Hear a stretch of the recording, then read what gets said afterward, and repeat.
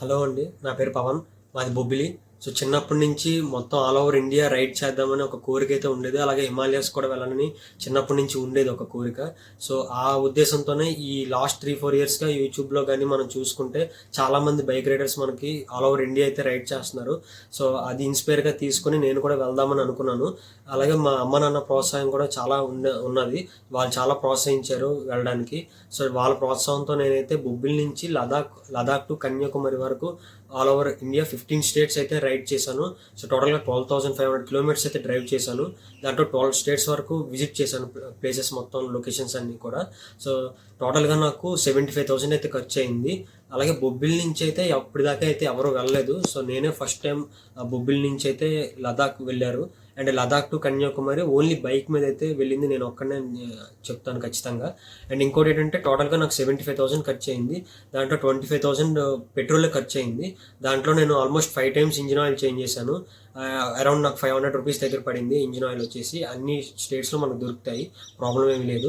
And ఇంకొక 25,000 rupees వచ్చేసి నాకు రూమ్స్కి పడింది. అండ్ ఇంకొక 25,000 వచ్చేసి నాకు ఫుడ్కి అయితే పడింది. మ్యాక్సిమం రూమ్స్ విషయంలో అయితే నాకు ఎటువంటి ప్రాబ్లం అయితే రాలేదు. బట్ ఓయో హోటల్స్లో అయితే కొంచెం ఇబ్బంది అయితే పడ్డాను అని చెప్పుకోవచ్చు.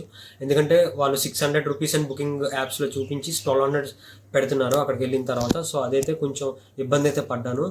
అండ్ ఇంకో విషయం ఏంటంటే సీక్రెట్ కెమెరాస్ కూడా కొన్ని ఉండడం కూడా కొన్ని ఇబ్బందులు అయితే పడ్డాను. నేను వెళ్ళినప్పుడే నేను 2 టైర్స్ కూడా చేంజ్ చేసేసాను. అండ్ లదాఖ్లో నేను ఆల్మోస్ట్ 500 కిలోమీటర్స్ ఆఫ్ రోడ్ అయితే చేశాను డ్రైవింగ్. సో దానివల్ల నాకు టైర్ అయితే చిన్నది రఫ్ అయింది.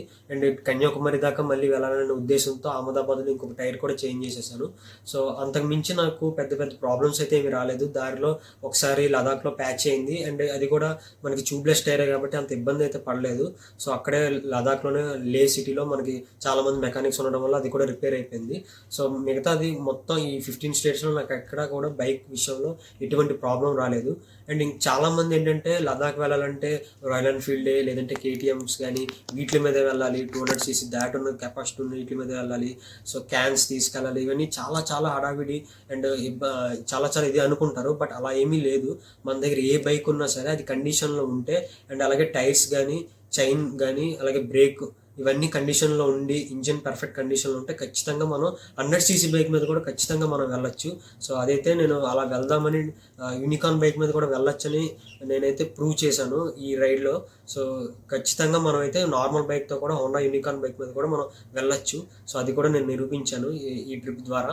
ఈ ట్రిప్లో ఇంకొక హైలైట్ విషయం ఏంటంటే నేను బొబ్బిలి నుంచి లదాఖ్ వెళ్ళాను. లదాఖ్ నుంచి సో ఆల్ ఓవర్ మన ఇండియా చూసుకుంటే ఇండియాలో వెస్ట్ పార్ట్ చివరి పార్ట్ అయిన ద్వారకా పాయింట్కి నేను రీచ్ అయ్యాను. ద్వారకా నుంచి మళ్ళీ కిందకి కన్యాకుమారి సౌత్ చివరి పాయింట్ అయినా కన్యాకుమారి దాకా రీచ్ అయ్యాను. ధనుష్ కూడా వెళ్ళాను.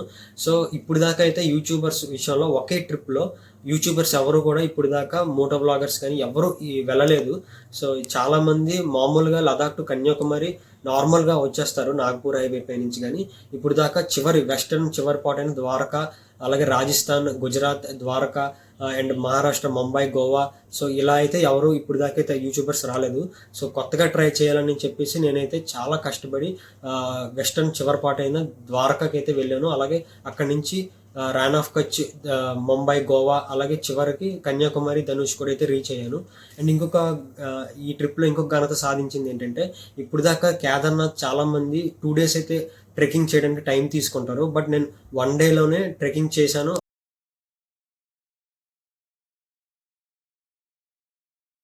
గోపికృష్ణ, నేను గవర్నమెంట్ జూనియర్ కాలేజ్ లెక్చరర్గా పనిచేస్తున్నాను.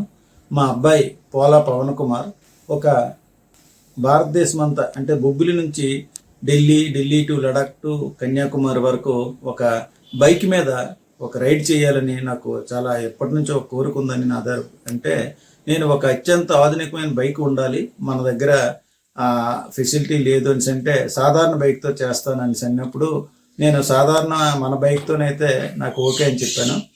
ఆ మాట మీదే తను చక్కగా మా బైక్ మీదే బొబ్బిలి నుంచి ఢిల్లీ లడాక్ వరకు వెళ్ళి మళ్ళీ అగైన్ దక్షిణ భారతదేశంలో కన్యాకుమారి వరకు 48 రోజులు 12,500 కిలోమీటర్లు తిరిగి చక్కగా టూర్ని పూర్తి చేసుకున్నాడు. ఈ టూర్ మొత్తానికి 75,000 ఖర్చు అయింది.